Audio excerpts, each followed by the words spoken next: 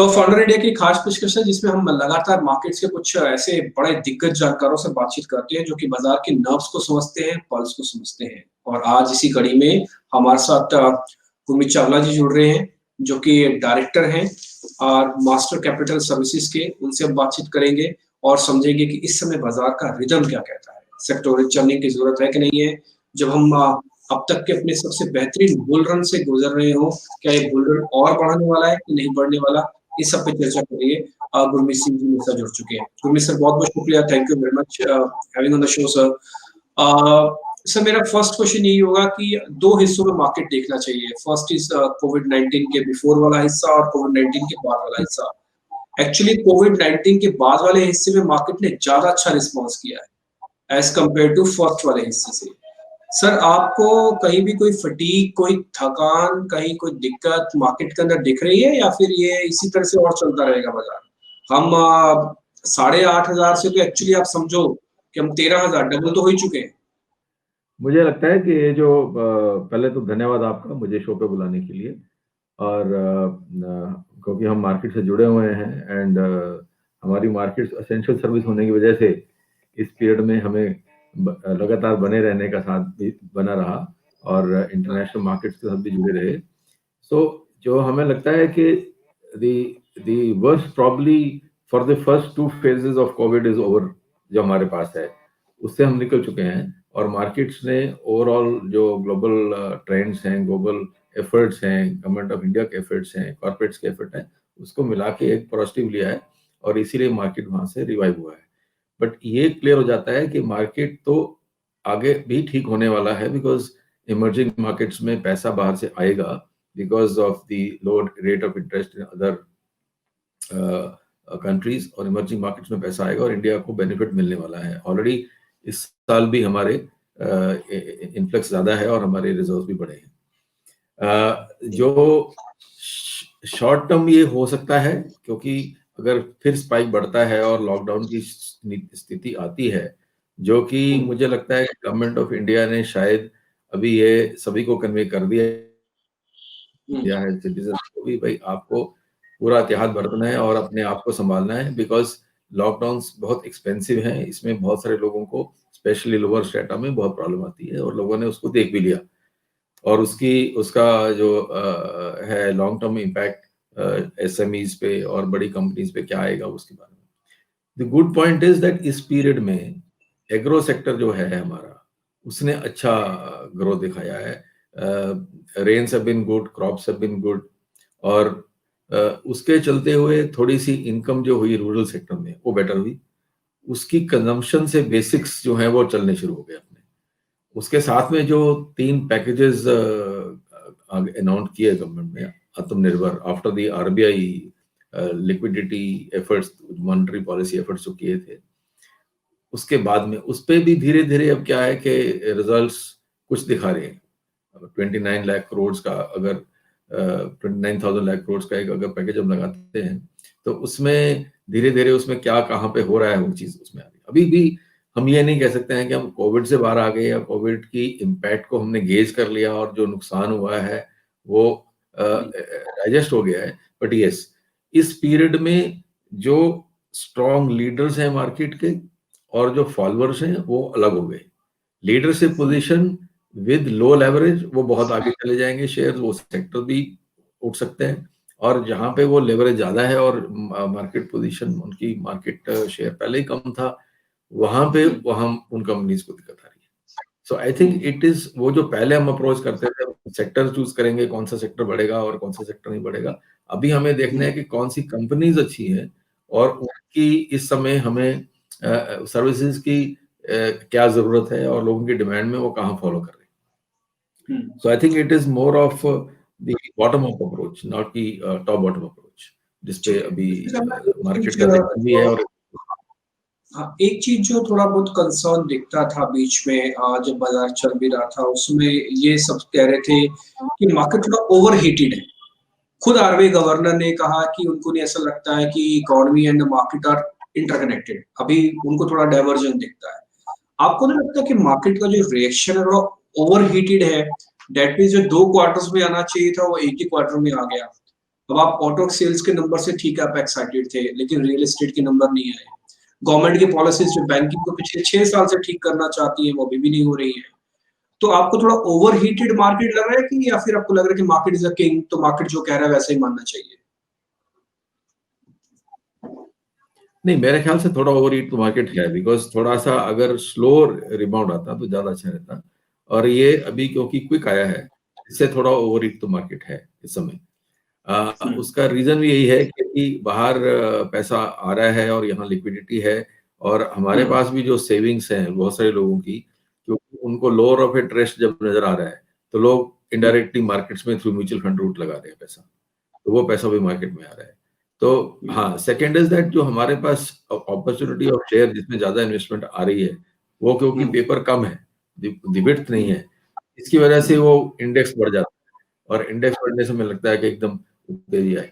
अभी इनफैक्ट अच्छी एसएमईज जो हैं और मिड कैप कंपनीज हैं जो, उनमें जहां पे उन्होंने मैनेजमेंट्स ने अच्छे से इसको गेज कर लिया है और अपनी लेवरेज को वो कंट्रोल करके चल रहे हैं और अपनी मार्केट पोजीशन बढ़ा रहे हैं, वहां पे लगता है ज्यादा ग्रोथ होने वाली है। अभी may be the front runners जो बढ़ गए उसके बाद में थोड़ा सा वहां पे रुकेंगे, may be some downward correction भी आ सकती है।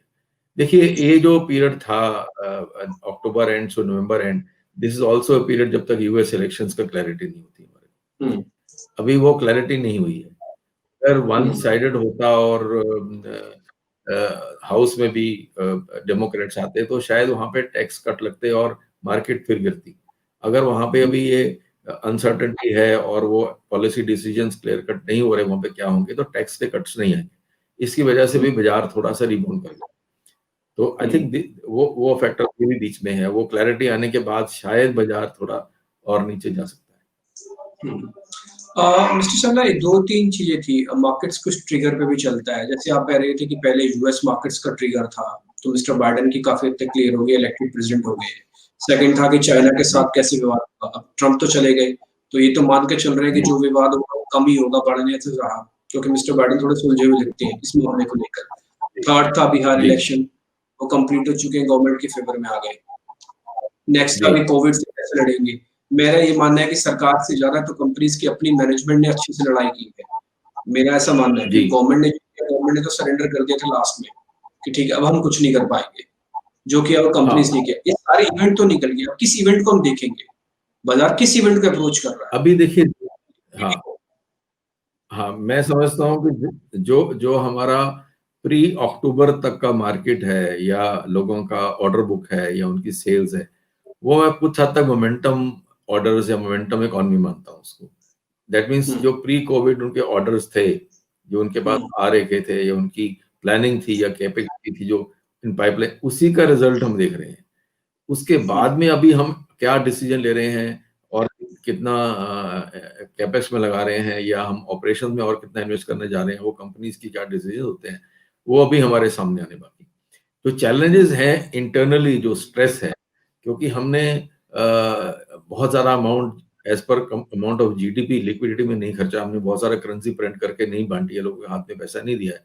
तो जो पेन है, जो डैमेज हुआ है बिटवीन से अप्रैल टू जुलाई और अगस्त, जिसमें लोगों का बहुत कुछ बिक गया, उनकी ईएमआईज डिफॉल्ट हो गई, उनको बर्डन्स आने शुरू हो गए, जॉब चले गए, माइग्रेशन करके लोग वापस चले गए, वो वापस आने की कॉस्ट बहुत ज्यादा है, या उन लोगों को रिहेबिलिटेट इमोशनली करने का बहुत बड़ा वो है। Second is her market has changed, the consumer preferences have changed, consumer behaviour has changed, right, उनकी expectation have changed.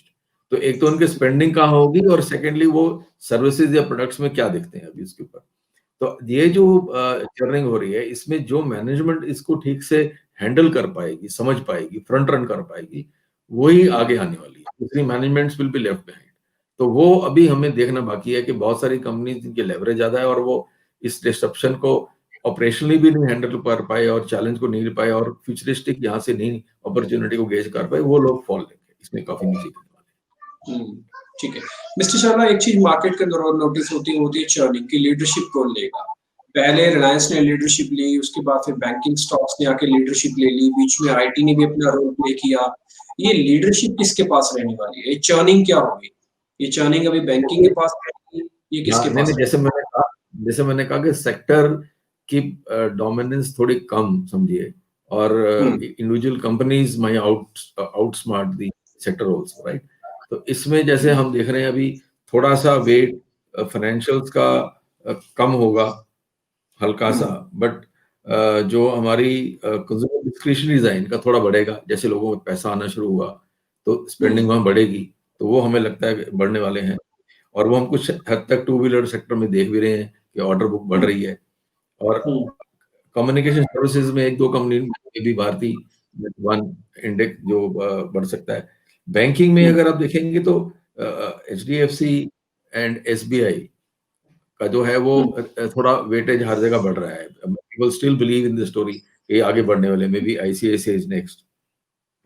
Health care में डेफिनेटली 4-5 महीने और बूम आया और वेटेज काफी बढ़ गई थी। अब हेल्थ केयर में थोड़ा सा नॉर्मलाइज होगा पहले से, अभी भी होल्ड करके रखेंगे अपना सेक्टोरल पोजीशन। और उसके अंदर कुछ company like Sun Pharma, they can do still much better than what they have done so far. ऐसे ही अगर हम देखेंगे अब जो कि अनाउंस हुए हैं पैकेजेस, उसके चलते हुए कुछ हमारी यूटिलिटीज और जो हमारे इंडस्ट्रियल्स हैं उसमें भी कुछ ग्रोथ आ सकती है, क्योंकि ऑर्डर बुक्स खुलने शुरू हो गई। जैसे L&T काफी अनाउंस कर रहा है कि उनके ये भी ऑर्डर आए, ये भी ऑर्डर आए, डिलीवरी चालू। सो वो ये सब चीज आई थिंक ये जो हम बड़ी कंपनीज की बात कर रहे हैं, चाहे हम डिस्क्रिशनरी में बजाज ऑटो देखें, हेवल्स, M&M देखें, या बैंकिंग में HDFC, SBI, ICICI, या इनको देखें, L&T को देखें, एशियन पेंट्स को, ये अपने में एक लीडर्स हैं। इन्होंने ये चीजें सब संभाल ली हैं और ये आगे भी संभाल पाएंगे। जो कंपनी नहीं संभाल पाएंगी वो उस सेक्टर में चाहे होंगी भी, सेक्टर अपॉर्चुनिटी को भी प्रॉपर से वो टैप नहीं कर पाएंगे। मिस्टर चावला, एक चीज और मार्केट के अंदर चल रही है कि सरकार को फिस्कल डेफिसिट को मैनेज करने के लिए बहुत सारी कंपनीज में डिसइन्वेस्टमेंट करना पड़ रहा है। वो चाहे मजबूरी में करना पड़ रहा है, तो उनको पैसे की दिक्कत है, सैलरीज तक की दिक्कत है, वो कैसे भी करना पड़ रहा है। आपको ऐसा लग रहा है कि सेक्टर्स के अभी दिन फिर सकते हैं? क्योंकि प्रॉब्लम क्या है ना सर इंडिया के अंदर, कि जैसे आप डिसइन्वेस्टमेंट का वर्ड सुनते हैं मार्केट के अंदर, और शेयर धड़ाम से गिर जाता है, क्योंकि उसको पता होता है कि सरकार हिस्सेदारी बेच रही है तो वैल्यूएशन तो अच्छी लगने से ही रही, और ये कई कंपनीज का पास्ट एक्सपीरियंस भी रहा है। तो इस पूरे अच्छा नहीं रहा, आप ठीक कह रहे हैं, बट अगर सरकार की मजबूरी है कि उनको पैसा चाहिए और वो एसेट्स उनको बेचने पड़ेंगे तो वो बेचने पड़ेंगे।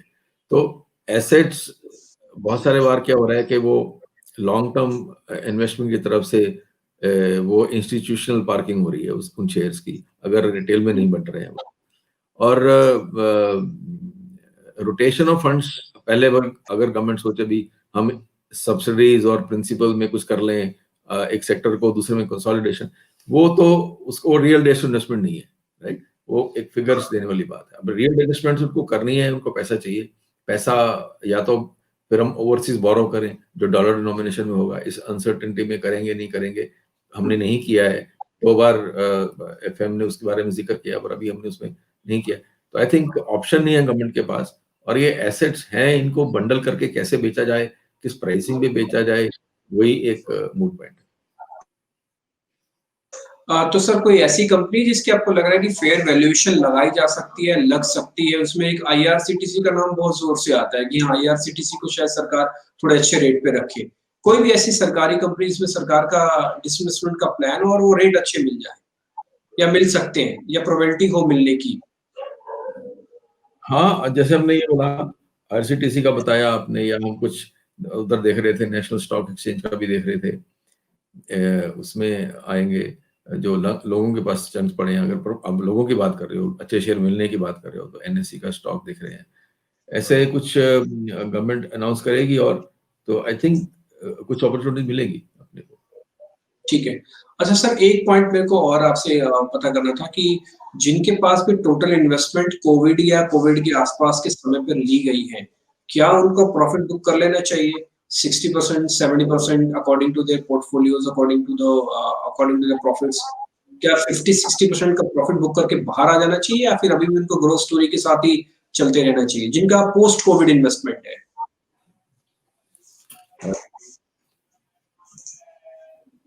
पोस्ट लॉकडाउन, एक्चुअली मैं बोलूंगा पोस्ट कोविड क्या, पोस्ट लॉकडाउन। हाँ जी, पोस्ट लॉकडाउन में अगर उन्होंने उस स्टोरी को समझ के लॉन्ग टर्म के लिए लिया है, तो उनको उसको होल्ड ही करना चाहिए। उसके उसमें इवन करेक्शन हाँ जी, लॉकडाउन की बाकी इन्वेस्टमेंट जो है, अगर उन्होंने उसको बहुत डिटेल स्टडी करके एडवाइस लेके लिया है, then they should believe the story because जैसे मैंने कहा कि अगर आज एनालिस्ट को देख रहा है, तो वो ये सब चीज़ देख रहा है कि ये आने वाली 1.5-2 साल में और डिसरप्शंस आ सकती हैं, whether this man can hold. अगर उन्होंने आउटलुक ही 6 महीने का रखा तो then definitely they should book the profits and move on. अगर पहले आपका ऑब्जेक्टिव था to hold for long and only pick those, उन्हीं को लेना है जो लॉन्ग टर्म में होल्ड कर सकता हूँ, बिकॉज़ बहुत अट्रैक्टिव लग रहे थे उनको उस समय, तो उनको होल्ड करना चाहिए। And partial book profit booking तब करना चाहिए अगर आपको अपना पोर्टफोलियो बैलेंस करने के लिए करना है, और वो अब करना चाहिए। जैसे भी आप आगे जाते हैं आपको, बिकॉज़ अभी इस स्टेज में हमने एज़ अ प्रैक्टिस जो हमारा ग्रुप का है, इसमें आउटलुक चेंज किया हमने, और एक गोल फाइनेंशियल ग्रोथ प्लानिंग और पोर्टफोलियो रिविजिटिंग का कॉन्सेप्ट बहुत हमने डील किया अपने पूरे टीम में, और वो अपने क्लाइंट से, अपने पार्टनर सबसे बात कर रहे हैं उसके बारे में। बिकॉज़ आपको मालूम होना चाहिए कि आप एक इन्वेस्टमेंट किस पर्पस के लिए अपने फाइनेंशियल गोल के लिए कर रहे हैं। Whether it is for your children's education, whether it is for your marriage और बच्चों की मैरिज, अपने हाउस के लिए या अपनी रिटायरमेंट के लिए, और आप उसको क्यों करके और कैसे, और उसका बैलेंस कैसे बना कर रखेंगे, और आपकी उसके अराउंड रिस्क मैनेजमेंट कैसे है, और आपने उसका पोर्टफोलियो डाइवर्सिफाई किया है कि नहीं किया आपने। आई थिंक एक तो ये होता है कि आपने एक शेयर लिया, उसमें बढ़ गया और आप निकल गए, पर आपकी एक आउटलुक नहीं है, आपका एक प्लानिंग नहीं है। तो आई थिंक इंटरेस्ट रेट गिर रहे हैं और real the inflation is higher, तो ये अनसर्टेनिटीज बढ़ने वाली है, डिसेप्शन बढ़ने वाली है, और सभी फैमिलीज ने ये रियलाइज कर लिया कि अगर आज एक कोविड पेशेंट घर में होता है तो 10-15 लाख चाहिए, और बहुत सारी फैमिली की वजह 15 लाख नहीं होता है। सो वहां कैसे लाएंगे? सो ये सर्टेनिटीज अनसर्टेनिटीज तो आगे बढ़ने वाली है, हमें लग रहा है। तो इसके चलते balance portfolio growth and towards growth देखते हुए और डाइवर्सिफाई करते हुए वो अप्रोच लेके करना चाहिए। ठीक है सर, बहुत शुक्रिया mister Chawla, thank you very much. आज बहुत अच्छा लगा आपसे बातचीत करके। आई होप आपसे वापस से जल्दी मुलाकात फिर से होगी। कुछ अच्छे स्टॉक्स, अच्छी रणनीति, अच्छी स्ट्रेटजीज के साथ आपसे हम फिर से बातचीत करने वाले हैं, और फिर म्यूचुअल फंड्स के रिगार्डिंग में हम आपसे थोड़ा बहुत और बातचीत करेंगे जब अगली बार आपसे मुलाकात होगी। बहुत बहुत शुक्रिया mister Chawla, thank you very much आज समय देने के लिए। Thank you very much.